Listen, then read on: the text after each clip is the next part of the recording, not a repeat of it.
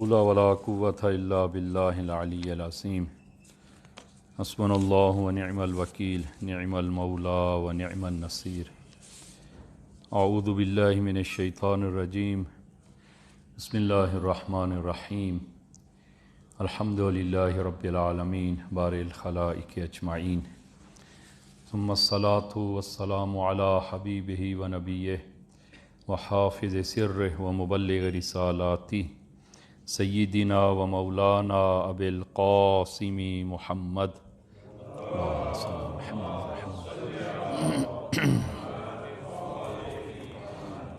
وعلى اہل بیتہ الطیبین الطاہرین المعصومین الذین اذهب اللہ عنہم الرجس وطہرہم تطہیرا اللہم صل علی محمد اللهم صل على محمد وآل محمد اللهم كل وليك الحجة ابن الحسن صلواتك عليه وعلى آبائه في هذه الساعة وفي كل ساعة وليا وحافظا وقائدا وناصرا ودليلا وعينا حتى تسكنه أرضك طوعا وتمتعه فيها طويلا بحق محمد وآلہ الطاہرین اما بعد قال رسول اللہ صلی اللہ علیہ وآلہ ان اللہ یرضى لرضا فاطمہ ویغضب لغضبها اوصیکم ونفسی بتقوی اللہ۔ عزیزان، خطبہ اول میں اپنے آپ کو اور آپ عزیزان کو تقوی الہی کی وصیت کرتا ہوں کہ انشاءاللہ خداوند عالم یہ تقوی ہم سب کو عنایت فرمائے۔ سب سے پہلے وجود مقدس سے بقیت اللہ العظم ارواح العالمین لتراب مقدمہ الفدا، اور آپ کی خدمت میں یہ ایام بی بی کی شہادت کے ایام آپ کی خدمت میں تسلیت عرض کرتے ہیں، اور وجود مقدس و نورانی صدیقہ طاہرہ زہرہ مرضیہ صلوات اللہ وسلام علیہا کی خدمت میں کہ انشاءاللہ خداوند عالم ہم سب کو صدیقہ طاہرہ کی مقام اور عظمت کو اور ان کی ہدایت ہم سب کو خداوند عالم عنایت فرمائے۔ عزیزان، آج ہم نے اپنی گفتگو کا موضوع رسول گرامی اسلام کی یہ معروف حدیث جو تمام منابع میں، منابع شیعہ اور منابع مکتب خلفاء میں یہ روایت موجود ہے، اور مکرر آپ نے اس روایت کو سنا ہے، اور یہ حدیث سند کے لحاظ سے بھی معتبر حدیث ہے، اور اس حدیث کی سند کے حوالے سے بھی بعض بزرگان نے مستقل کتاب لکھی ہے اس حدیث کی سند کے حوالے سے، اور یہ حدیث من جملہ صحیح السند وہ روایات میں سے ہے۔ اور یہ حدیث کہ جس طرح ابتدا میں عرض کی کہ ان اللہ یرضى لرضا فاطمہ ویغضب لغضبها، کہ خداوند عالم حضرت زہرا کی خوشنودی سے خوشنود اور حضرت زہرا کے غضب سے خداوند عالم غضبناک ہوتا ہے۔ البتہ کچھ منابع میں یہ روایت تھوڑی سی اختلاف کے ساتھ، الفاظ کے اختلاف کے ساتھ ذکر ہوئی ہے کہ بعض روایات میں ان الرب یرضى لرضا فاطمہ ویغضب لغضبها، اس عنوان سے یہ حدیث موجود ہے، اور اس حدیث کو آپ نے وہ کئی مرتبہ سنا ہے، اور ہم چاہتے ہیں کہ اس حدیث کے وہ دوسرے حصے پر ہم بحث کریں کہ کس طرح حضرت زہرا کا غضب خدا کا غضب قرار پاتا ہے، اور خداوند عالم حضرت زہرا کے غضبناک سے غضبناک ہوتا ہے۔ وہ اس حدیث کے دوسرے حصے کہ انشاءاللہ وہ کبھی حدیث کے پہلے حصے کے بارے میں بھی انشاءاللہ گفتگو کریں گے۔ اور بعض لوگوں کے ذہنوں میں یہ شبہہ وہ ڈالا گیا ہے کہ کس طرح ممکن ہے کہ خداوند عالم کہ جو خالق ہے، مالک ہے، تو اس کی رضایت ایک بندے کی رضایت کے تابع ہو۔ کہ اس حدیث میں آپ ملاحظہ کریں کہ یہ نہیں فرمایا کہ حضرت زہرا خدا کی رضایت سے راضی اور خدا کے غضب سے حضرت زہرا غضبناک ہوتی ہیں۔ یہ مقام ایک انسان کامل کا مقام ہے کہ ہمیشہ ایک انسان کامل وہ خدا کی رضایت سے راضی ہوتا ہے اور خدا کے غضب سے غضبناک ہوتا ہے، اور ایک مومن کو بھی اسی طرح ہونا چاہیے کہ جس چیز میں خوشنودی خدا ہو تو مومن بھی اسی میں خوشنود ہو، اور جس چیز میں خدا کا غضب ہو تو مومن بھی اس چیز سے غضبناک ہو۔ یہ ہر مومن کو اور ایک انسان کامل کا مقام یہی ہے۔ لیکن اس حدیث میں الفاظ یوں ہیں کہ رسول خدا نے فرمایا کہ خداوند عالم میری بیٹی کی رضایت سے راضی اور میری بیٹی کی غضب سے غضبناک ہوتا ہے۔ تو شبہ جو آج کل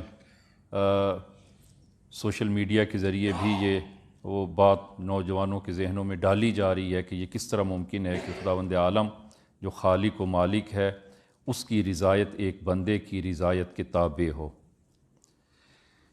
عزیزان، یہ تابعیت اس معنی میں نہیں ہے، بلکہ آپ قرآن کریم کو ملاحظہ فرمائیں کہ ان لوگوں نے قرآن کریم کو اچھی طرح نہیں سمجھا، کہ قرآن کریم سے آشنائی نہیں ہے، کہ قرآن کریم میں جس طرح کہ خداوند عالم سورہ نساء نمبر 80 میں ارشاد ہوتا ہے من یطع اللہ فقد اطاع اللہ، کہ جو میرے رسول کی اطاعت کرے اس نے خدا کی اطاعت کی، یعنی خداوند عالم کی اطاعت وہ تابع ہے وہ خود رسول خدا کی اطاعت کے۔ تو جس نے بھی رسول خدا کی اطاعت کی اس نے خداوند عالم کی اطاعت کی، اس لیے کہ رسول خدا کی اطاعت عین اطاعت خداوندی ہے، دو نہیں ہے۔ تو اور خداوند عالم اسی طرح کہ قرآن کریم میں سورہ نساء نمبر 64 میں آپ ملاحظہ فرمائیں کہ جو بھی رسول خدا کے پاس آئے اور طلب مغفرت کرے تو خداوند عالم کو تواب پائے گا اور معاف کرنے والا پائے گا، کہ اس آیت میں ارشاد ہوتا ہے وما ارسلنا من رسول الا لیطاع باذن اللہ ولو انہم اذ ظلموا انفسہم جاؤوک فاستغفروا اللہ واستغفر لهم الرسول لوجدوا اللہ توابا رحیما۔ فرمایا کہ ہم نے جو بھی رسول بھیجا اس لیے بھیجا کہ وہ اذن خدا سے وہ لوگ ان کی اطاعت کی جائے، اور جب یہ لوگ اپنے آپ پر ظلم کر بیٹھیں تو اگر وہ آپ کی خدمت میں رسول خدا کی خدمت میں حاضر ہوں اور اللہ سے معافی مانگیں اور رسول خدا بھی ان کے لیے طلب مغفرت کریں تو خداوند عالم ان کی توبہ کو قبول کرنے والا ہے۔ یعنی خداوند عالم کی توبہ کا قبول کرنا وہ رسول خدا کی مغفرت پر ہے، کہ خدا رسول خدا جائیں رسول خدا کی خدمت میں، پہلے اپنے گناہ سے توبہ کریں اور رسول خدا سے بھی کہیں کہ وہ تمہارے بارے میں خدا سے طلب مغفرت کرے، اور جب رسول خدا تمہارے بارے میں طلب مغفرت کرے گا تو پھر خداوند عالم بھی وہ توبہ قبول کرے گا۔ پس رسول خداوند عالم اس صورت میں توبہ قبول کرتا ہے کہ جب رسول خدا ان کے لیے طلب مغفرت کریں۔ لہذا یہ تابعیت وہ اس قسم کے شبہے جو ہے وہ انسان لوگوں کے ذہنوں میں اور نوجوانوں کے ذہنوں میں کہ کس طرح ممکن ہے کہ خداوند عالم کی رضایت اور خداوند عالم کا غضب وہ ایک بندے کے غضب کے تابع ہو۔ عزیزان، یہ غضب دو طرح کا ہے، غضب دو قسمیں ہیں۔ ایک غضب جو برا ہے، غضب کہیں، خشم کہیں، غصہ کہیں، کہ یہ غصہ دو طرح کا ہے۔ ایک غصہ جو منفی ہے اور جو برا ہے اور جو انسان کے اندر مومن کے اندر نہیں ہونا چاہیے، اور اس غضب کے بارے میں کہ جو برا ہے اور منفی ہے اس بارے میں روایات موجود ہیں کہ فرمایا الغضب من الشیطان، غضب وہ شیطان سے ہے، الغضب من النار، غضب وہ آتش ہے، غضب آتش ہے، الغضب یفسد الایمان، غضب انسان کے ایمان کو فاسد اور تباہ کر دیتا ہے۔ لہذا مومن میں غضب نہیں ہونا چاہیے. یہ غضب جو غریزی ہے وہ مومن کے اندر نہیں ہونا چاہیے، اور یہ غضب منفی ہے. اور ایسا غضب، وہ انبیاء میں ایسا غضب نہیں ہوتا، یا اولیاء خدا میں ایسا غضب نہیں ہوتا. وہ اپنے شخصی معاملات میں کبھی بھی وہ غضب سے کام نہیں لیتے. اور انشاءاللہ وہ عرض کریں گے کہ اولیاء خدا کا غضب وہ غضب مقدس ہے، اور وہ ہونا چاہیے، ایک مومن کے اندر ہونا چاہیے. وہ غضب جو منفی ہے، وہ غصہ اور خشم جو منفی ہے، وہ ایک مومن کے اندر نہیں ہونا چاہیے. اس غضب کا تعلق آتش سے ہے، اس غضب کا تعلق شیطان سے ہے، اور ایسا غضب انسان کے ایمان کو تباہ و برباد کر دیتا ہے. وہ ایک بزرگوار کی خدمت میں شخص آتا ہے اور کہتا ہے کہ میں بہت غصے والا ہوں، اور میرے اندر غضب اور غصہ اور خشم بہت زیادہ ہے، اور اس غصے کے نقصانات کو بھی میں نے دیکھا ہے کہ خود میں نے اس غصے کے نتیجے میں خود اپنا نقصان کیا ہے. تو میں کیا کروں کہ اپنے اس غضب کو وہ کنٹرول کروں اور اس غضب پر قابو پاؤں. تو اس بزرگوار نے عجیب بات کی. تو فرمایا کہ کیا کبھی ایسا ہوا اگر تمہارے وہ گھر کو اگر آگ لگ جائے تو تم کیا کرو گے؟ اس کو پھر تھوڑا سا غصہ آیا کہ مجھے میرے ساتھ یہ کیا بات کر رہا ہے کہ تمہارے گھر کو آگ لگ جائے، کیا مطلب آپ کا؟ کہا کہ فرض کریں گے اگر تمہارے خدا نخواستہ اگر گھر میں آگ لگ جائے تو کیا کرو گے؟ تو کہتا ہے کہ میں بھاگوں گا اور پانی ڈھونڈوں گا اور پانی لا کر آگ پر پھینکوں گا تاکہ آگ بجھ جائے. تو فرمایا کہ اگر پانی نہ ملے تو پھر کیا کرو گے؟ کہا کہ پھر میں دیکھوں گا کہ اگر کہیں سے خاک اور مٹی مل جائے تو مٹی پانی پر ڈالوں گا تاکہ آگ بجھ جائے. تو پھر فرمایا کہ اگر نہ پانی ہو نہ خاک ہو پھر کیا کرو گے؟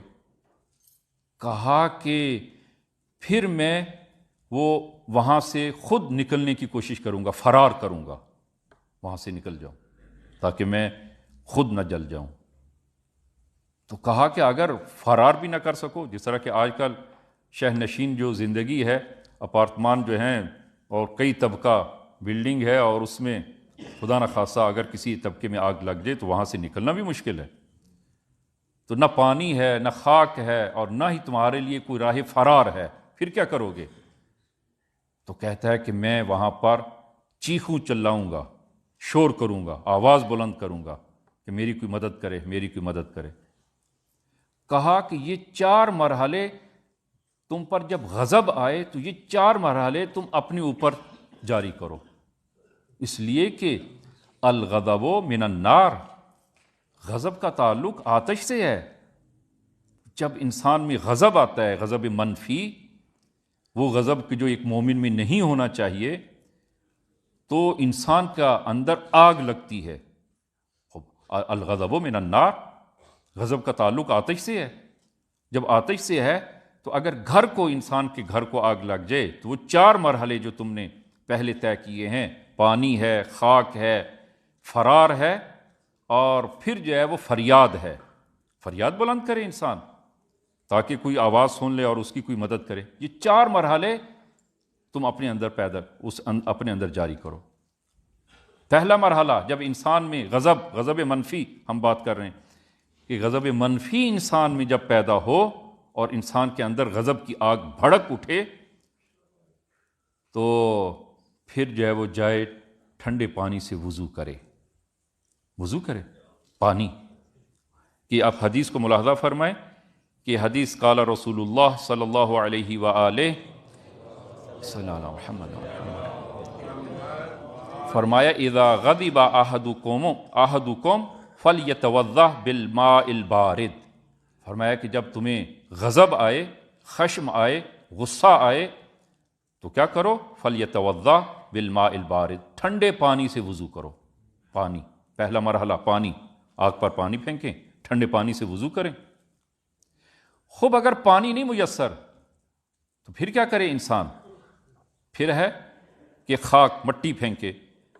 تو حدیث میں ہے کہ اگر وضو نہیں کر سکتا تو خاک یعنی سجدے میں جائے، سجدہ ریز ہو جائے. سجدہ ریز ہو، خدا کا ذکر کرے، تو یہ وہ غضب کی آتش انسان کے اندر ٹھنڈی ہو جائے گی، انسان سجدہ ریز ہو جائے. خاک. اور تیسرا مرحلہ نہ پانی ہے نہ خاک ہے، پھر کیا کرے انسان؟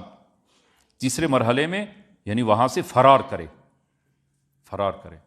تو انسان میں جب غضب آتا ہے تو کیا کرے؟ فرار کرے، یعنی اپنی موقعیت کو تبدیل کرے. اگر بیٹھا ہے تو کھڑا ہو جائے، کھڑا ہے تو بیٹھ جائے، یا ایک کمرے سے نکل کے دوسرے کمرے میں چلا جائے. یا انسان کے اندر آتش، وہ آگ، غضب کی آگ جب بھڑکی ہے اور کسی کے ساتھ دعویٰ اور نزاع، گھر میں بیوی کے ساتھ، بچوں کے ساتھ، کسی کے ساتھ نزاع ہوا ہے، وہ وہاں سے کچھ مدت کے لیے نکل جائے جو ہے وہ گھر سے باہر جو ہے وہ کچھ تھوڑی دیر کے لیے وہ کسی پارک میں ذرا گھوم کر پھر واپس آئے. واپس جب آئے گا ہر چیز ٹھنڈی ہو جائے گی، ختم. فرار کرے یعنی اپنی موقعیت کو تبدیل کرے. اور حدیث میں ہے رسول گرامی اسلام صلی اللہ علیہ وآلہ وسلم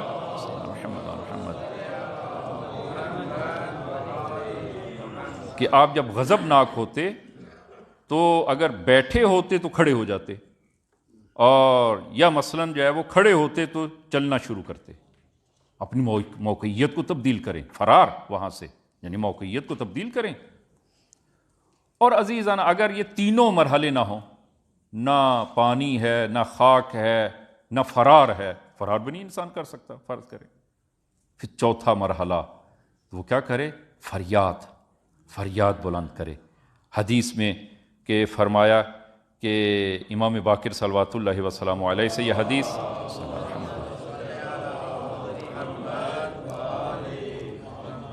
کہ فرمایا کہ پھر جو ہے وہ فریاد کرو یعنی خدا کا ذکر کرو. انسان کی زبان پر اگر کوئی فحش آنے سے بہتر ہے، غضب کی حالت میں انسان جو ہے وہ نہیں معلوم کیا کیا زبان سے جو کہہ ڈالتا ہے، تو وہ انسان بہتر ہے کہ وہ کیا کرے؟ فریاد کرے، لا حول ولا قوت الا باللہ، خدا کا ذکر کرے، بلند آواز سے ذکر کرے. فریاد. یہ 4 مرحلے. اور اسی طرح وہ تیسرے مرحلے میں حدیث جو ہے وہ کہ فرمایا کہ ایما رجل غضب وهو قائم فلیجلس، کہ اگر انسان کو غضب آ جائے تو اس صورت میں اگر وہ کھڑا ہے تو بیٹھ جائے، بیٹھا ہے تو کھڑا ہو جائے، اپنی موقعیت کو بدلے. اگر وہ بھی ممکن نہیں ہے تو فریاد کرے، خدا کا ذکر کرے، لا حول ولا قوت لا الہ الا اللہ سبحان اللہ، خدا کا ذکر کرے تاکہ یہ آتش ٹھنڈی ہو جائے. یہ غضب منفی غضب ہے، اور اس کا رائے حل وہ روایات کی صورت میں آپ عزیزان کی خدمت میں جو ہے وہ عرض کیا. لیکن یہ ہمارا مورد بحث نہیں ہے آج. مورد بحث ہمارا غضب مقدس، وہ غضب کہ، اور یہ عزیزان نہایت اہم بحث ہے اور نہایت ظریف بحث ہے کہ ایک غضب، انسان کے اندر غضب ہونا چاہیے، البتہ غضب منفی نہ ہو، غضب مثبت اور غضب مقدس. اور یہ ایک ایسا غضب ہے کہ جو صحیح ہے، ثواب بھی رکھتا ہے، اور شاید جو ہے وہ انسان کے اوپر کبھی کبھار یہ لازم بھی ہو، واجب بھی ہے. البتہ اس کے مراحل مختلف ہیں، مختلف مراحل میں مختلف طریقے سے انسان جو ہے وہ غضب کرے. لہذا یہ جو حدیث کہ ان اللہ یرضی لرضا فاطمہ ویغضب لغضبہا، کہ ویغضب لغضبہا، کہ حضرت زہرا کی غضب سے خدا غضبناک ہوتا ہے، اور حضرت زہرا کا غضب قطعاً و یقیناً وہ غضب مقدس ہے، وہ غضب مقدس ہے، وہ پاکیزہ غضب ہے جو ایک مومن کے اندر ہونا چاہیے، ایک مومن کے اندر ہونا چاہیے. اور یہ غضب وہ واجب اور لازم ہے بعض موارد میں. لہذا آپ ملاحظہ فرمائیں کہ جب جناب ابو ذر کو مدینے سے بدر کیا گیا اور مدینے سے نکالا گیا اور ربضہ کی طرف جب بھیجا گیا، وہ قصہ آپ کے سامنے ہے کہ پہلے شام جو ہے وہ شام میں نکالا گیا، اور پھر وہاں پر بھی زبان حق کے جناب ابو ذر بند نہ ہوئی تو اذیت اور تکالیف کے ساتھ دوبارہ مدینے بھیجا گیا، اور پھر مدینے میں بھی جب ان کی زبان حق پھر بھی بند نہ ہوئی تو انہوں نے غضب کیا اور غضب کے نتیجے میں دوبارہ ان کو ربضہ، کہ وہیں پر ان کی رحلت ہو جاتی ہے، تو ربضہ جب جا رہے تھے اور اعلان ہوا کہ کوئی بھی جناب ابو ذر کو خدا حفظی کرنے کے لیے مدینے سے باہر نہ نکلے، لیکن امیر المومنین حسنین شریفین اور ایک دو اور شخصیات وہ نکلیں، اور امیر المومنین نے ایک جملہ کہا جناب ابو ذر کو، فرمایا کہ جناب ابو ذر کہ آپ پریشان نہ ہوں، کیوں؟ اس لیے کہ لِأَنَّكَ غَضِبْتَ لِلَّهِ، اس لیے کہ آپ نے خدا کے لیے غضب کیا ہے، آپ کا غضب غضب مقدس ہے، آپ نے خدا کے لیے غضب کیا ہے، اور یہ غضب ہونا چاہیے، یہ غضب ہونا چاہیے۔ لہذا عزیزاً یہ غضب، اب یہ غضب مقدس، اس کا اظہار کیسے ہو؟ انسان غضبناک ہے، یہ غضب مقدس ہے، پاکیزہ غضب ہے، اور ہونا چاہیے اور کرنا ہے، کیسے کریں؟ اور یہ میں جو عرض کر رہا ہوں کہ اس کو آپ جو ہے وہ اپنی ذہن میں محفوظ رکھیں، اور پھر جو ہے وہ حضرت زہرا کی زندگی میں آپ ملاحظہ کریں کہ حضرت زہرا نے کیسے غضب کیا۔ حضرت زہرا نے غضب کیا، اور غضب حضرت زہرا غضب خدا ہے، غضب خدا۔ اور یہ عزیزاً یہ جملے جو رسول خدا سے اس قسم کے جملے جو صادر ہوئے ہیں، یہ کوئی تشریفاتی جملے نہیں ہیں کہ ہم کہیں کہ حضرت زہرا کے لیے یا امیر المومنین کے لیے یا دیگر ائمہ ہدا کے لیے اس قسم کے جملے جو رسول خدا نے وہ فرمائے ہیں کہ یہ تشریفاتی جملے ہوں۔ عزیزاً یہ تشریفاتی جملے نہیں ہیں، یہ حقیقت و واقعیت رکھتے ہیں، عین حقیقت ہیں یہ جملات جو رسول خدا کی زبان مبارک سے صادر ہوئے ہیں کہ ان اللہ یرضی لرضا فاطمہ و یغضب لغضبہا۔ عزیزاً یہ غضب، اس کا اظہار کیسے ہو؟ اس لیے کہ اظہار غضب کا جو ہے وہ ہونا ضروری ہے تاکہ معلوم ہو کہ غضب کیا ہے۔ یہ اظہار غضب جو ہے وہ کبھی تو وہ ترک کرنے چھوڑنے کے نتیجے میں انسان اس کا اظہار کرتا ہے اس غضب کا، جس طرح کہ جناب حضرت یونس علی نبی علیہ الصلوۃ والسلام نے کہ جب وہ قوم کو ہدایت کی اور 30 سال تک تبلیغ رسالت کی، اور ظاہراً 2 لوگ ایمان لائے، اور جب وہ ان کی نافرمانی حد سے بڑھ گئی تو وعد عذاب دیا، اور وعد عذاب دینے کے بعد پھر اس گاؤں اور قریے سے نکل آئے۔ کیوں نکلے؟ غضبناک ہوئے، اپنے غضب کا اظہار ان کو چھوڑ کر، ان کو ترک کر کے چھوڑ کر اپنے غضب کا اظہار کیا۔ وَظَنُّونِي إِذْ ذَهَبَ مُغَاضِبًا، صاحب نون جناب حضرت یونس علی نبینا، اذ ذہب مغاضبا، غضبناک ہو کر وہاں سے نکلے۔ یعنی غضب کا اظہار کبھی ایسا ہوتا ہے کہ کسی کو چھوڑ کر غضب کا اظہار کیا جاتا ہے، اپنی ناراضگی اور غصے کا اظہار کیا جاتا ہے۔ وَظَنُّونِي إِذْ ذَهَبَ مُغَاضِبًا فَظَنَّ أَن لَّن نَّقْدِرَ عَلَيْهِ فَنَادَىٰ فِي الظُّلُمَاتِ أَن لَّا إِلَٰهَ إِلَّا أَنتَ سُبْحَانَكَ إِنِّي كُنتُ مِنَ الظَّالِمِينَ۔ یہ ایک صورت غضب کی۔ دوسری صورت غضب کی کہ کبھی کبھار غضب کا اظہار وہ کیا جاتا ہے، وہ تہدید، کسی کو دھمکی لگا کر، دھمکی بھی واقعاً یعنی جو انسان اس کو اجرا کر سکے، جو انجام دے سکے، اس قسم کی تہدید اور ڈرا کر غضب کا اظہار کیا جاتا ہے۔ جس طرح کہ جناب حضرت سلیمان علی نبی علیہ الصلوۃ والسلام نے کہ جب دیکھا کہ ہدہد، ان پرندوں میں ہدہد نہیں ہے، تو اس وقت کیا کہا؟ اظہار کیا اپنے غضب کا۔ وَتَفَقَّدَ الطَّيْرَ فَقَالَ مَا لِيَ لَا أَرَى الْهُدْهُدْ، کہ جناب سلیمان نے جب پرندوں کا معائنہ کیا اور ہدہد کو وہاں وہ نہ پایا، ہدہد نظر نہ آیا، تو فرمایا کہ کیا ہوا کہ میں ہدہد کو نہیں دیکھ رہا؟ تو کان من الغائبین، کیا وہ ہدہد غائب ہو گیا ہے؟ لَأُعَذِّبَنَّهُ عَذَابًا شَدِيدًا، میں اسے ضرور سخت ترین سزا دوں گا۔ اپنے غضب کا اظہار کیا ہے تہدید سزا کے ساتھ کہ میں اس کو لَأُعَذِّبَنَّهُ عَذَابًا شَدِيدًا أَوْ لَأَذْبَحَنَّهُ، یا میں اسے ذبح کر دوں گا، أَوْ لَيَأْتِيَنِّي بِسُلْطَانٍ مُبِينٍ، یا پھر کوئی وہ واضح عذر پیش کرے، یا میں اس کو سخت ترین سزا دوں گا یا اس کو ذبح کر دوں گا، اور یا پھر کوئی عذر، وہ صحیح عذر لے کر آئے، اس عذر کو پھر قابل قبول ہوا، اس عذر کو قبول کروں گا۔ تہدید، ڈرا کر اپنے غضب کا اظہار کیا۔ تیسری صورت ہے کہ غضب کا اظہار انسان جو ہے وہ کرے وہ ٹکراؤ کے ذریعے۔ البتہ میں نے عرض کیا کہ ہمیشہ ایسا نہیں ہے، ہر جگہ ایک جیسا نہیں ہے، وہ حالات اور اس واقعات کو دیکھ کر کہ وہاں پر غضب کے اظہار کیسا اظہار مؤثر ہے اس کو اختیار کرنا ہوگا۔ ٹکراؤ سے مراد یعنی ایک عملی مظاہرہ، وہ تاکہ اس سے غضب کا اظہار ہو، کہ حضرت موسیٰ علی نبینا علیہ الصلوۃ والسلام کے جب میقات پر جاتے ہیں اور قوم جو ہے وہ بچھڑا پرست ہو جاتی ہے، اور جب واپس آتے ہیں تو غضبناک واپس آتے ہیں، کہ وَلَمَّا رَجَعَ مُوسَىٰ إِلَىٰ قَوْمِهِ غَضْبَانًا أَسِفًا، کہ حضرت موسیٰ علی نبینا نہایت غصے اور رنج کی حالت میں واپس لوٹے۔ کہ وَلَمَّا رَجَعَ مُوسَىٰ إِلَىٰ قَوْمِهِ غَضْبَانًا أَسِفًا قَالَ بِئْسَ مَا خَلَفْتُمُونِي مِن بَعْدِي، اور فرمایا کہ جو ہے وہ جناب ہارون سے کہا کہ تم نے وہ میرے بعد بری بدترین جانشینی کی ہے، اور اجعلتم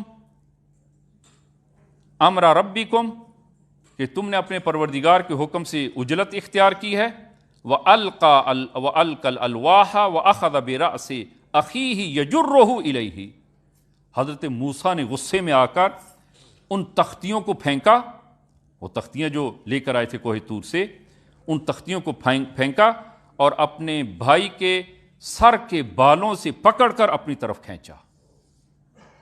یہ غصے کا اظہار کیا حضرت موسیٰ علی نبینا علیہ الصلوۃ والسلام، کہ سر سے بالوں سے پکڑ کر اپنی طرف کھینچا۔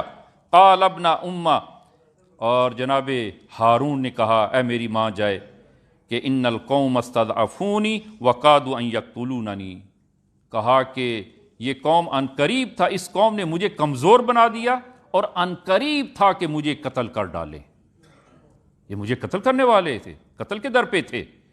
فلا تشمت بی الاعداء، اور پھر فرمایا کہ آپ دشمنوں کے سامنے مجھے ہنسنے کا، دشمنوں کو مجھ پر ہنسنے کا موقع نہ دیں، ولا تجعلنی مع القوم الظالمین، اور مجھے ظالموں میں شمار نہ کریں۔ ایسا نہیں ہے کہ یہاں پر حضرت موسیٰ علی نبینا علیہ الصلوۃ والسلام نے کوئی اجتہادی غلطی کی، نعوذ باللہ، نہ اجتہادی غلطی نہیں کی، جس طرح کہ وہ جناب وہ تھانوی صاحب نے وہ لکھا ہے کہ حضرت موسیٰ نے وہ اجتہادی غلطی کی اور حضرت ہارون کو پکڑ کر کھینچا اپنی طرف، نہ اجتہادی غلطی نہیں کی، اور نہ ہی ایسا کیا حضرت وہ ہارون علیہ الصلوۃ والسلام نے کہ قوم کو وہ جناب ہارون بھی قوم کے ساتھ شریک تھے اس گناہ میں، نہ قطعاً شریک نہیں تھے، بلکہ یہ رویہ اختیار کرنے، یعنی تختیوں کو پھینکنے اور حضرت ہارون کو اس طرح وہ پکڑ کر کھینچنے سے اپنے غصے کا اظہار کیا کہ یہ اتنا بڑا گناہ ہے، یہ اتنا بڑا گناہ ہے تاکہ قوم کو یہ ظاہر کر سکیں کہ تم بہت بڑے گناہ کے مرتکب ہوئے ہو۔ تختیوں کو پھینک دیا، حضرت موسیٰ حضرت ہارون کو پکڑ کر کھینچا کہ تم نے یہ کیا کیا، میرے بعد قوم کو جو ہے وہ اصلاح کیوں نہیں کی، غصے کا اظہار کیا حضرت موسیٰ علی نبینا علیہ الصلوۃ والسلام۔ یہ تین، اور چوتھا طریقہ ہے اظہار غضب کے اظہار کا، چوتھا طریقہ ہے نفرین، بد دعا کرے۔ اور نفرین کے حوالے سے آپ سورہ نوح آیہ نمبر 26 کو آپ ملاحظہ فرمائیں، وَقَالَ نُوحٌ رَبِّ لَا تَذَرْ عَلَى الْأَرْضِ مِنَ الْكَافِرِينَ دَيَّارًا، کہ حضرت نوح نے کہا کہ پروردگارا روئے زمین پر بسنے والے کفار میں سے ایک کو بھی باقی نہ رکھ، سب کو غرق فرما اور سب کو تباہ فرما، ان کافرین کو۔ نفرین کی حضرت نوح نے، اس غضب کا، اپنے غضب کا اظہار کیا نفرین کے ذریعے۔ اور عزیزاً یہ ایک واقعاً یہ ایک بحث ہونی چاہیے، اور وہ موارد کہ رسول خدا نے کہاں پہ غضب کیا، کن مواقعوں پر رسول خدا نے غضب کیا، اسی طرح اہل بیت علیہ الصلوۃ والسلام نے کن کن مواقع پر غضب کیا، اور ماشاءاللہ روایات ہمارے پاس جو ہے وہ ایک وسیع خزانہ موجود ہے کہ تقریباً کوئی 50 موارد ہیں کہ جہاں پر رسول خدا اور اہل بیت نے غضب کیا ہے، غضب کیا ہے۔ ان تمام موارد کو ہم عرض نہیں کر سکتے، لیکن ان میں سے چند ایک کلی موارد آپ عزیزان کی خدمت میں وہ عرض کریں کہ جہاں پر وہ رسول خدا نے غضب کیا، اہل بیت نے غضب کیا اور غضبناک ہوئے، اور غضبناک ہونا چاہیے۔ اور ہمارے لیے بھی ایک بہت بڑا درس ہے، ایک بہت بڑا درس ہے کہ مومن جو ہے وہ غضب جو ہے وہ غضب منفی نہیں ہونا چاہیے، لیکن ایک غضب مثبت، ایک پاکیزہ غضب وہ مومن میں ہونا چاہیے۔ اور اگر وہ غضب نہیں ہوگا، وہ غیرت دینی انسان میں ختم ہو جائے گی، غیرت دینی باقی نہیں رہے گی۔ اس غیرت دینی کی حفاظت کے لیے انسان جو ہے وہ تعصب کا شکار ہو، یہاں تعصب لازم ہے، تعصب۔ اور ان موارد میں سے ایک مورد جو ہے وہ کہ انسان کو جہاں پہ غضب کرنا چاہیے اور جہاں پر وہ حضرت زہرا صلوات اللہ وسلام علیہا نے غضب کیا،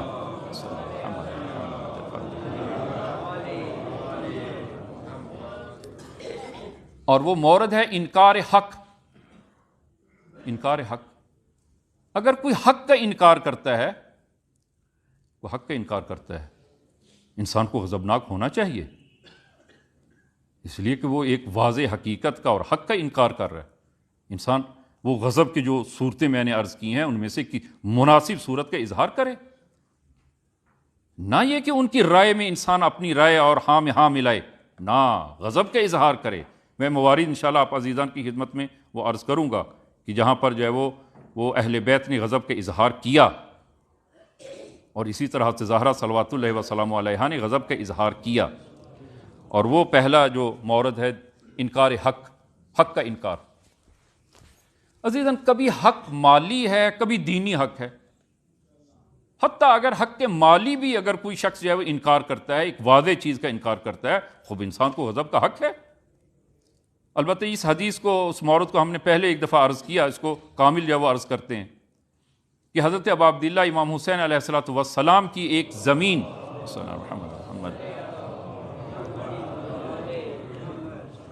حاکم مدینہ ولید نے زمین کو غصب کیا، زمین کو غصب کر لیا۔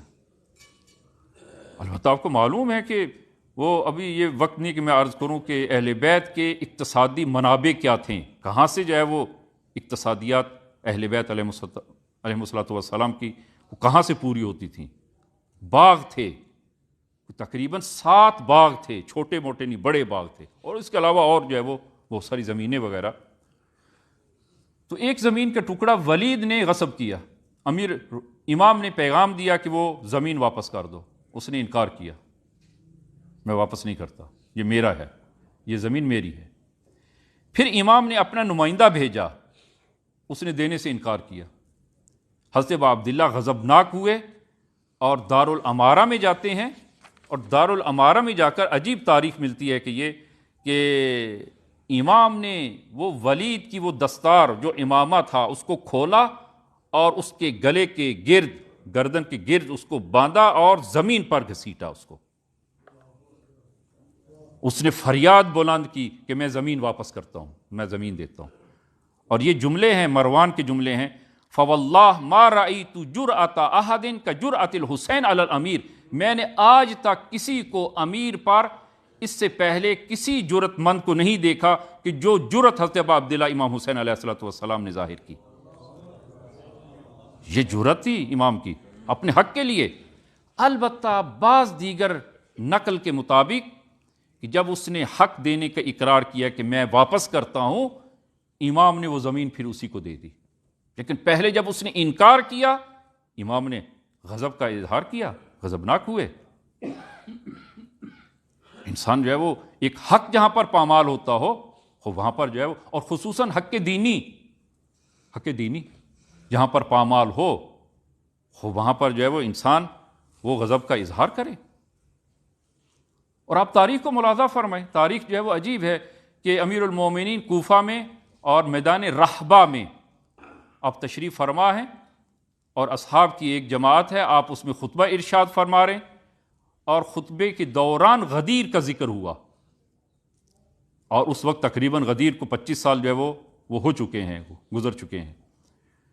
تو غدیر کا جب ذکر ہوا تو آپ نے ملاحظہ کیا کہ اس مجمع میں تقریباً 7، 8 یا 10 افراد ایسے ہیں کہ جو غدیر میں موجود تھے۔ امام نے فرمایا کہ کیا وہ تم میں جو غدیر میں موجود تھا، تم میں سے کوئی ہے جو غدیر میں موجود تھا اور غدیر جن کو یاد ہے؟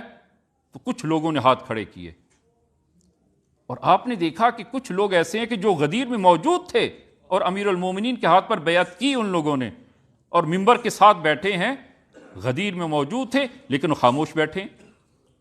امام نے ایک کا نام لے کر وہ فرمایا کہ کیا فلانی، کیا تمہیں جو ہے وہ غدیر یاد نہیں ہے؟ اس نے تجاہل کیا اور کہا کہ یا امیر المومنین، بوڑھا ہو گیا ہوں، بھول گیا ہوں۔ اور یہ وہ شخص ہے کہ غدیر کے موقع پر اس کی عمر 18 سال تھی، اور 25 سال کے بعد کتنی عمر ہوگی؟ 43 سال۔ 43 سال کے انسان بوڑھا ہو جاتا ہے کہ جو ہے وہ بھول جائے؟ بھولا نہیں تھا، جھوٹ بول رہا تھا، جھوٹ بول رہا تھا۔ امام نے نفرین کی، یہ ایک نہیں، ایک دو اور بھی تھے، نفرین کی، اور فرمایا کہ اللہم من کتم ہذہ الشہادہ وہو یعرفھا، خدایا کہ جو اس شہادت کو چھپاتا ہے، اللہم من کتم ہذہ الشہادہ وہو یعرف، در حالانکہ وہ جانتا ہے اس شہادت کو، اس کو معلوم ہے اور وہ جانتا ہے، اس جاننے کے باوجود جو اس شہادت کو چھپاتا ہے، فلا تخرجہ من الدنیا حتی تجعلہ بعافہ، خدایا اس وقت تک اسے اس دنیا سے موت نہ دے جب تک کسی آفت میں مبتلا نہ کر لے۔ خدا اس کو، اگر یہ جھوٹ بولتا ہے، خدایا اس کو ایک آفت میں مبتلا فرما۔ اور تاریخ میں ملتا ہے کہ وہ جلد کی آفت اور بیماری جو ہے وہ اس کو لگتی ہے، جلد کی مرض اس کو لگتی ہے، اور اسی سے وہ دنیا سے جاتا ہے۔ اور ایک دوسرا شخص جس نے جھوٹ بولا اور وہ اندھا ہو جاتا ہے، شہادت کو، حق کو جو ہے وہ چھپایا، حق کا انکار کیا، اور اس صاحب کا کہنا ہے آخری عمر تک جو ہے وہ یہی کہتے تھے کہ یہ امیر المومنین کی وہ نفرین ہے کہ جو میں نے شہادت کو چھپایا اور حق کی شہادت نہیں دی، اور یہ نفرین ہے امیر المومنین کی جس میں مبتلا ہوا۔ نفرین کے ذریعے اظہار وہ غضب کیا امیر المومنین نے، نفرین کی۔ لہذا یہ ایک حق جو ایک مسلم حق تھا، اور عزیزان کہ حضرت زہرا پر جو مصائب اور تکالیف آئی ہیں، اگر حضرت زہرا اس حق کے امیر المومنین کے لیے کھڑی نہ ہوتی، آپ یقین جانیں یہ مصائب اور مصیبتیں نہ آتی۔ حضرت زہرا اس حق کے لیے کھڑی ہو گئی۔ اور عزیزاً جہاد، میدان میں جہاد جو ہے وہ مردوں پر واجب ہے، خواتین پر واجب نہیں ہے، لیکن دفاع از حق وہ مرد اور زن دونوں پر لازم ہے، دونوں پر۔ ایسا نہیں کہ خاتون پر لازم نہ ہو۔ اور وہ حق کا جو ہے جب انکار، رسول خدا کے بعد حق کا انکار کیا، حضرت زہرا جو ہے وہ قیام کیا اس حق کے خلاف جن لوگوں نے وہ قیام کیا اور حق کا انکار کیا، تو پہلی چیز جو ہے وہ انکار حق۔ اس انکار حق کا وہ بالآخر جو ہے وہ ایک غضب ہونا چاہیے، اور بی بی نے غضب کیا، اور اس حق کے لیے جو وہ بی بی کھڑی ہوئی کہ ابھی جب وہ رسول گرامی اسلام کو جو ہی دفن کیا گیا اور یہ حق جو ہے وہ بھلا دیا گیا، فوراً جو ہے وہ اس حق کو بھول گئے۔ البتہ ابھی وہ وقت نہیں ہے کہ میں عرض کروں کہ 1,24,000 یا آپ حد اقل 1 لاکھ کا مجمع جو ہے وہ 1 لاکھ میں جو اعلان کیا گیا، تو کس طرح لوگوں نے اس حق کو دیکھتے ہوئے جھٹلا دیا اور قبول نہ کیا، کیسے ہو گیا۔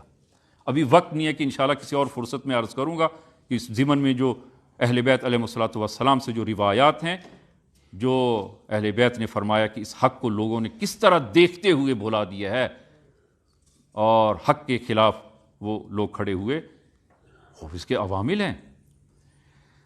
تو حضرت زہرا نے اس حق کا دفاع کیا، اور کبھی خشم کے ذریعے، کبھی نفرین کے ذریعے، اور کبھی جو ہے وہ آپ نے خطبہ دے کر، کبھی آپ نے تحدید کرتے ہوئے وہ اس خشم کا جو اظہار کیا۔ اور عزیزاً اس معاشرے میں کہ حضرت زہرا سے بڑھ کر اس حق کا کوئی دفاع کر بھی نہیں سکتا تھا، اس لیے کہ جس نے بھی زبان، البتہ بہت چند لوگ جو امیر المومنین کے اس حق پر وہ باقی تھے، ان میں سے بھی کس کی زبان مؤثر تھی؟ اگر وہ بات کرتا اور وہ مؤثر ہوتی، کس کی زبان تھی؟ جو زبان کھلتی تھی فوراً اس کو خاموش کر دیا جاتا تھا۔ اسی ضمن میں جناب ابو ذر نے کلام کی، اور جناب ابو ذر کی کلام وہ نہایت قابل توجہ ہے۔ جناب ابو ذر وہ مسجد میں جاتے ہیں اور وہ اس حیات حاکمہ کو مخاطب کرتے ہوئے وہ فرماتے ہیں کہ ایھا الامۃ المتحیرۃ بعد نبیھا، اے سرگردان اور پریشان رسول خدا کے بعد پریشان امت، آج پریشان ہو تم، اور تم یہ پریشانی میں کیوں مبتلا ہوئے ہو؟ ایھا الامۃ المتحیرۃ بعد نبیھا، اپنے نبی کے بعد اس حیرانگی اور پریشانی میں اگر تم مبتلا ہوئے ہو، لو کنتم قدمتم من قدم اللہ، اگر تم اسی کو مقدم کرتے جس کو خدا نے مقدم کیا ہے، جس کو خدا نے مقدم کیا ہے، اگر تم اسی کو مقدم کرتے، وَأَخَّرْتُم مَّنْ أَخَّرَ اللَّهُ، اور جس کو خدا نے مؤخر کیا ہے اسی کو تم مؤخر کرتے، وَجَعَلْتُمُ الْوِلَایَةَ وَالْوَارِثَةَ حَيْثُ جَعَلَهَا اللَّهُ، اور ولایت اور وراثت کو تم اسی میں قرار دیتے جس میں خداوند عالم نے اس ولایت کو قرار دیا ہے، اور یہ وراثت رسول خدا کو خداوند عالم نے جن کے لیے قرار دیا، اگر تم بھی یہی کرتے جن کو خداوند عالم نے وارث قرار دیا تھا، اگر تم بھی ان کو وہ وارث قرار دیتے، ما آل ولی اللہ، تو یہ ولی خدا آج تنہا نہ ہوتا، ولی خدا تنہا نہ ہوتا، ولا آل سہم من فرائض اللہ، اور کوئی فریضہ الہی ترک نہ ہوتا، کوئی فریضہ الہی وہ ترک نہ ہوتا، ولا اختلف اثنان فی حکم اللہ، اور اس روئے زمین پر دو لوگ بھی حکم خدا میں اختلاف نہ رکھتے اور اختلاف نہ کرتے۔ یہ سب کچھ کیوں ہوا؟ اس لیے کہ خدا نے جن کو مقدم کیا تم نے مقدم نہیں کیا، خدا نے جن کو مؤخر کیا تم نے مؤخر نہیں کیا۔ لیکن جناب ابو ذر کی کلام کس حد تک مؤثر تھی؟ کوئی مؤثر نہیں۔ یہ حضرت زہرا تھیں کہ جن کی کلام مؤثر تھی، کیوں؟ اس لیے کہ رسول کی بیٹی تھیں، اور حضرت زہرا کے مقام اور منزلت کو وہ لوگ ایک حد تک جانتے تھے، اگرچہ حضرت زہرا کی مقام کا پاس نہیں کیا، بی بی کے مقام کا پاس نہیں کیا، انہوں نے پاس نہیں رکھا، لیکن بی بی کی عظمت کو جانتے تھے۔ لہذا بی بی اگر فریاد جس طرح کی ہے بی بی نے، بی بی کی فریاد ہی مؤثر تھی اور اس کا اثر ہوا، اور بی بی یہ جانتی تھی کہ بی بی کے فریاد کرنے سے، غضب کرنے سے ممکن ہے، ایسا نہیں ہے کہ وہ حالات واقعیت اپنی جگہ پر آ جائے، نہ، بی بی جانتی تھی۔ لیکن اگر انسان کو علم ہو کہ میری فریاد کرنے سے ایک حقیقت اپنی جگہ پر نہیں آ سکے گی، تو کیا انسان فریاد نہ کرے؟ پھر بھی فریاد کرے، تاکہ حق و حقیقت وہ دفن نہ ہو جائے، حق و حقیقت واضح رہے۔ لہذا بی بی نے وہ فریاد کی اور خطبہ ارشاد فرمایا۔ دو خطبے بی بی کے معروف ہیں کہ اور جو کہن ترین وہ کتابوں میں موجود ہیں، بلاغات النساء کے متوفہ 280 میں یہ اس کتاب کو اس سے پہلے وہ لکھا گیا، اور بلاغات النساء میں یعنی عرب خواتین میں جن کی کلام بلاغت میں سر فہرست ہے، سر فہرست، اور اس میں پہلا خطبہ وہ حضرت بی بی کا ذکر ہوا ہے، وہ جماوری کی ہے۔ ایک خطبہ جو آپ نے مسجد میں ارشاد فرمایا، اور دوسرا خطبہ آپ گھر میں ارشاد فرمایا کہ جب مہاجرین اور انصار کی خواتین مل کر آتی ہیں اور بی بی کے احوال پرسی کرتی ہیں، تو بی بی سے جب کہا گیا کیف اصبحتی من علتی یا بنت رسول اللہ، کہ آپ کی حالت کیسی ہے، تو بی بی نے کہا کہ میری حالت کو چھوڑو، جاؤ اپنے مردوں سے پوچھو کہ علی کو تنہا کیوں چھوڑ دیا، علی کے ساتھ تم لوگوں نے کیا کیا۔ اور پھر بی بی نے وہ بیان وہ دیا، اور وہاں پر قرآن کی ایک آیت پڑھی، عجیب ہے یہ آیت، فرمایا کہ سورہ یونس کے آیت نمبر 35 آپ نے پڑھی اس خطبے کے دوران، کہ افمن یہدی الی الحق احق ان یتبع امن لا یہدی الا ان یہدی فما لکم کیف تحکمون۔ فرمایا کہ یہ بتاؤ کہ جو حق کی راہ دکھاتا ہے وہ زیادہ حقدار ہے کہ اس کی پیروی کی جائے، یا خود جو متلاشی حق ہے اس کی پیروی کی جائے؟ جو ہادی ہے اس کی پیروی کی جائے، جو خود محتاج ہدایت ہے اس کی پیروی کی جائے۔ اور پھر فرمایا کہ ما لکم، تمہیں کیا ہو گیا، کیف تحکمون، تم کیسے فیصلے کرتے ہو؟ خطبہ ارشاد فرمایا، غضب کا اظہار کیا بی بی نے۔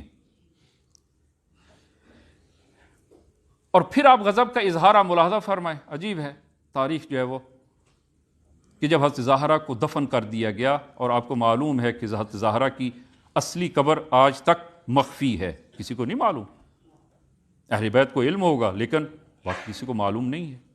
اور حضرت امیر المومنین نے چندین قبریں کھودیں۔ ایک جو ہے وہ احتمال یہ ہے کہ محراب و منبر کے درمیان، ایک احتمال ہے کہ گھر میں، ایک احتمال یہ ہے کہ جنت البقیع میں، اور جنت البقیع میں بھی کئی قبریں کھودیں امیر المومنین۔ اور جب دفن کر دیا گیا، اگلی صبح ان لوگوں نے بھیجا، کچھ خواتین کو اکٹھا کیا اور کہا کہ جاؤ جنت البقیع میں، اور جو امیر المومنین نے قبریں جو بنائی ہیں ان قبروں کو نبش کرو، کھودو، اور معلوم کرو کہ بی بی کس قبر میں دفن ہے، تاکہ ہم جنازہ پڑھ سکیں۔ جب امیر المومنین کو خبر ہوتی ہے غضبناک ہوتے ہیں۔ اور کیسے غضب کیا امیر المومنین نے؟ امیر المومنین کے پاس ایک زرد قبا ہوتی تھی، قبا، یہ نیچے جو قبا پہنتے، زرد قبا ہوتی، اور جب امیر المومنین وہ زرد قبا پہنتے تھے تو یہ علامت ہوتی تھی غضب کی، کہ ابھی امیر المومنین غضب میں ہے۔ امیر المومنین نے وہ قبا پہنی نہیں، قبا کو لیا، ہاتھ پہ رکھا اور جنت البقیع کی طرف آئے، اور غصے سے امیر المومنین کی آنکھیں وہ سرخ ہو جاتی ہیں، اور یہ میں روایت کے الفاظ پڑھ رہا ہوں کہ غصے سے آنکھیں سرخ ہیں اور گردن کی رگیں ظاہر ہو جاتی ہیں اس قدر غصے میں۔ اور جب اس کیفیت اور حالت میں امیر المومنین کو دیکھا تو یہ لوگ سب لوگ وہاں سے چل دیے، اظہار کیا اس غضب کا۔ احمرت عیناہ، ہاں آپ کی آنکھیں سرخ ہو گئیں، فغضب غضبا شدیدا، اور آپ نے غضب شدید، سخت قسم کا آپ نے غضب کیا، غضب مقدس۔ لہذا عزیزاً پہلی چیز کہ جہاں پر جو ہے انسان کو غضب کرنا چاہیے، کہ جہاں پر حق کا انکار ہو، حق کا انکار، وہاں پر انسان جو ہے وہ غضب کرے، اس کا اظہار کرے، کہ انشاءاللہ خداوند عالم وہ ہم سب کو توفیق عنایت فرمائے یہ اس حق و حقیقت پر باقی رہنے کی، اور یہ وہ غضب مقدس کہ جو خدا اور رسول و اہل بیت نے کیا ہے، اور جو مومن کی علامت ہے، انشاءاللہ خداوند عالم ہم سب کو عنایت فرمائے۔ بسم اللہ الرحمن الرحیم، قل هو اللہ احد اللہ الصمد لم یلد ولم یولد ولم یکن لہ کفوا احد۔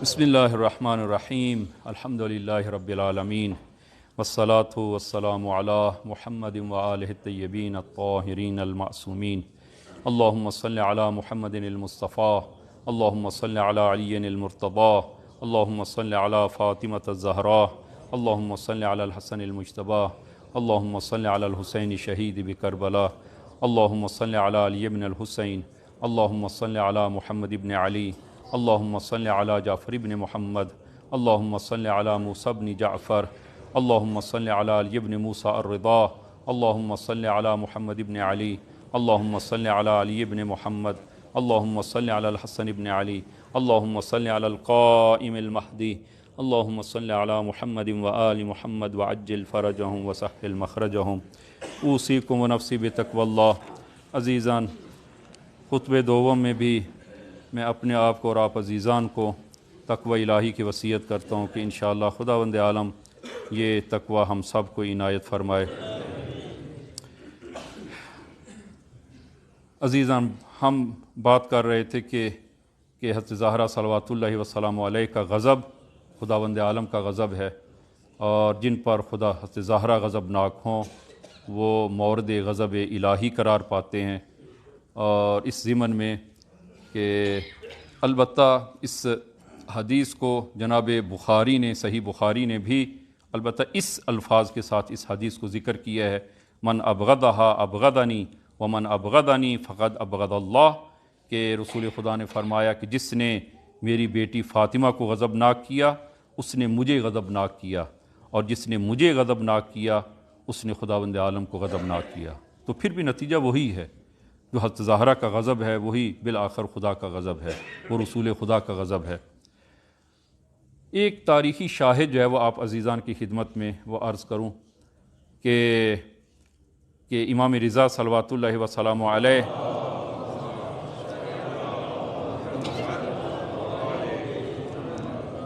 یہ حدیث جو ہے وہ مختلف منابع میں من جملہ کتاب الطرائف میں یہ حدیث جو ہے وہ کہ اولاد برامکہ کی اولاد میں سے ایک شخص جو ہے وہ امام کی خدمت میں، البتہ یہ موالی تھا اور شیعہ اہل بیت تھا، تو امام کی خدمت میں آیا اور سوال کیا حضرت زہرا کی ناراضگی اور غضبناک ہونے پر۔ اس نے سوال کیا کہ حضرت زہرا کن پر غضبناک ہوئیں؟ تو امام نے پہلے جواب دینے سے انکار کیا، امتناع کیا۔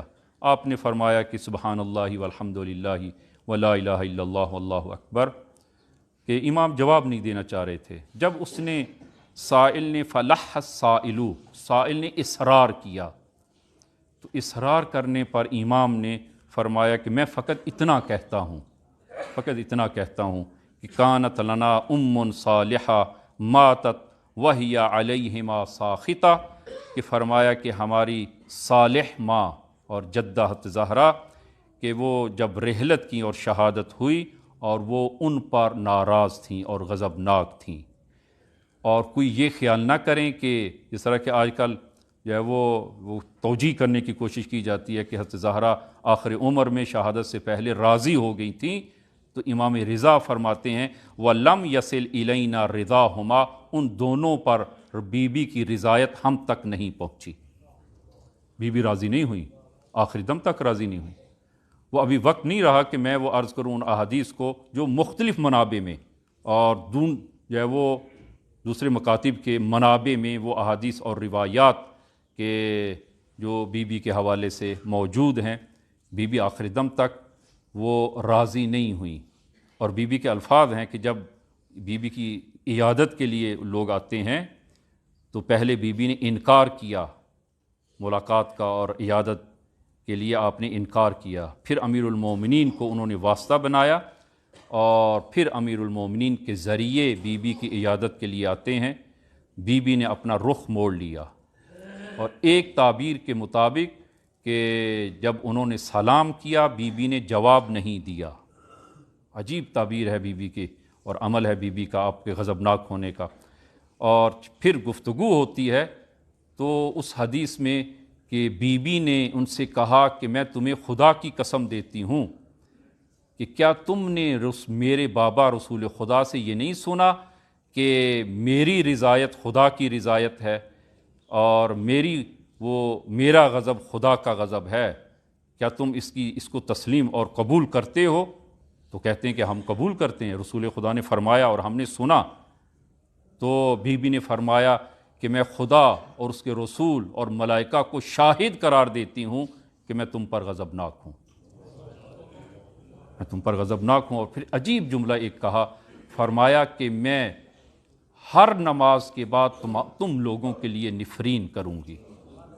نفرین کا عزیزاً بہت بڑا حق جو ہے وہ بہت بڑا حق تھا کہ رسول خدا کے بعد جس حق کو وہ حق کا انکار کیا گیا، اور بی بی نے کتنی بڑی قربانی دی ہے وہ اس حق کے دفاع کے لیے۔ پہلی شہیدہ ولایت حضرت زہرا صلوات اللہ وسلام علیہا ہیں، کہ میرے اندر وہ سکت نہیں ہے کہ میں وہ بی بی کے کچھ وہ مصائب جو ہے وہ عرض کروں۔ فقط ایک بزرگوار جناب مرحوم آیت اللہ العظمیٰ اصفہانی کمپانی اور دیگر کچھ وہ اشعار ہیں کہ جس میں بی بی کی مظلومیت کو چند الفاظ میں بیان کیا ہے، کہ میں فقط وہی عرض کرتا ہوں کہ فرماتے ہیں کہ لست تدری ما صدر فاطمہ والسوات، تمہیں کیا خبر کہ بی بی کے سینے پہ کیا گزری، کیا ظلم ہوا،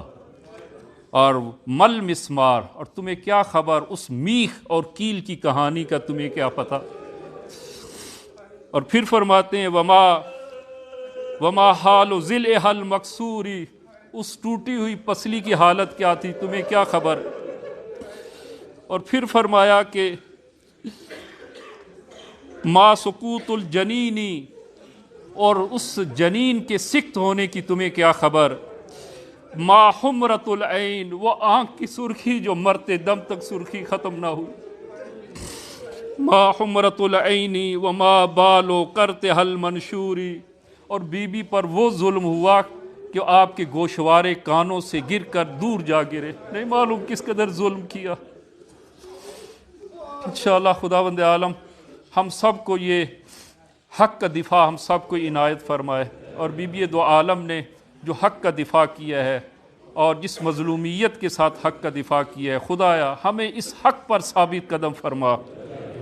خدایا ہم سب کو، ہماری نسلوں کو تا روز قیامت مخلص ترین شیعیان امیر المومنین میں سے قرار دے۔